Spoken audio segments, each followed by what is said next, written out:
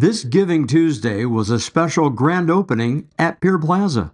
Welcome to the Giving Machine, an actual working vending machine approach to the very act of giving makes giving more convenient and fun. It's awesome that they've privileged our city with choosing us at our pier to make this available to everybody for great causes. The second year Pier Plaza installment of the eye-catching novel giving destination benefits 7 nonprofit groups from the area, including 2 international companies. It's important to get community involvement and community support as we do work with youth ages 11 through 17, providing a safe place, a safe house, and we are located here in the city of Huntington Beach. And this is helping us do life-changing supports for the kids that come and stay with us at the shelters. And partnering with the Church of Jesus Christ of Latter-day Saints is a huge investment into the club and investment into families. And it's going to make Christmas so much better for a lot of families.